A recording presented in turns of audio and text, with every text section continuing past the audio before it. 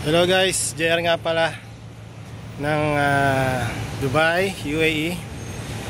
Kabayan, tuturuan ko kayo paano mag-check ng sasakyan. So basic lang naman. So hindi man lang yung major kasi mas mahahaba yung video. Iksiyan ko lang. So yung basic lang, yung sa outside. And paano natin checkin ng maayos ng sasakyan at para may idea kayo. Okay guys, tara. So, checkin natin is 2024 Captiva 1.5 engine turbo. So, mag-umpisa tayo sa pintura. So, meron akong paint meter. Ito yung nagme-measure nun sa thickness ng sasakyan, ng paint, kung may bangga or kung meron siyang painted na body panel. So, makikitaan dito. So, ang ginagamit ko is mils. So, ang reading niya is 3 to 4. Yan ang original na paint.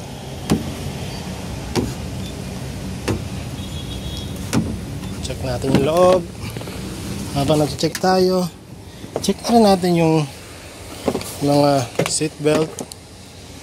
Ano yung sa loob niya, baka may mga sira. So, yung roof niya is 4.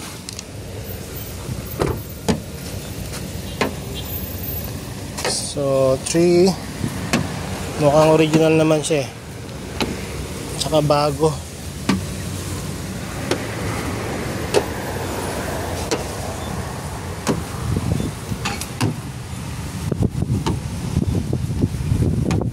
So original naman siya. So okay na yan. Tapos nyan, punta tayo sa harap, bonnet. Open natin. So check natin yung makina.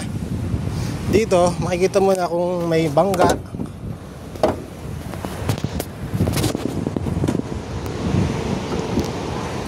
Makikita mo siya kung may mga leak.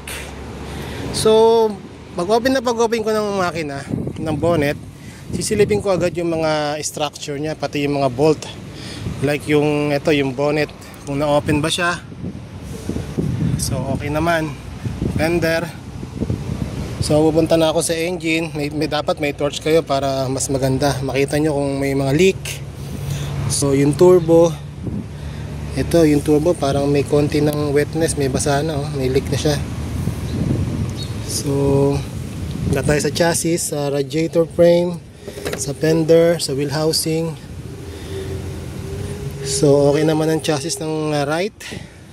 Sa left naman tayo, fender, wheel housing, radiator frame, chassis. So okay naman siya.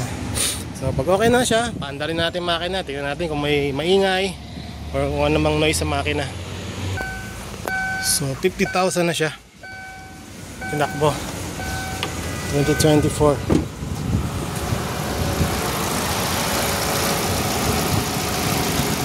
Okay naman siya.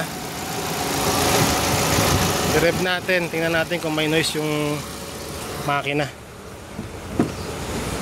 Kung merong unusual noise like tappet noise.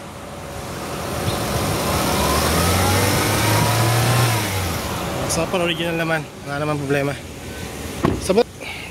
So sa likod naman tayo. Checkin natin yung likod. Ganun din, check mo yung mga bolt. So far original paint naman siya. Bolt ng trunk, okay naman. Check mo kung anong mga gamit nawawala. Interior, headliner, anong mga sira tulad nyan.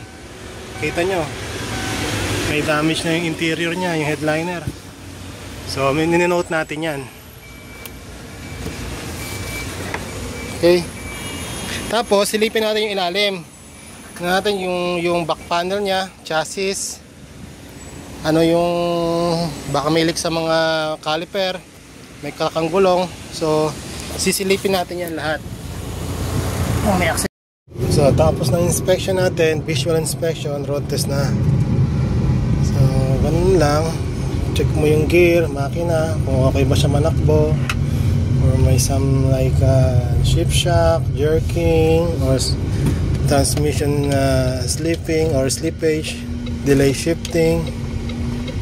So okay naman kasi bago naman siya 2024, tapos ang tinakbo is 50,000 lang. So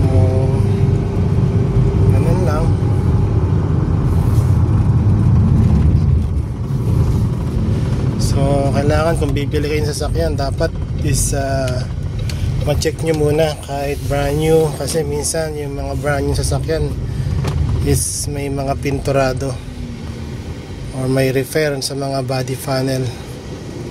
So make sure na bago kayo bibili ng sasakyan, ipapacheck nyo sa third party. Marami naman dyan mga third party companies na nag-check, or if you have some known inspector, so much better that you will have some other opinion to the expert before buying cars. So yun lang naman. So okay na inspection ko, part ko na, tapos gagawa na akong report.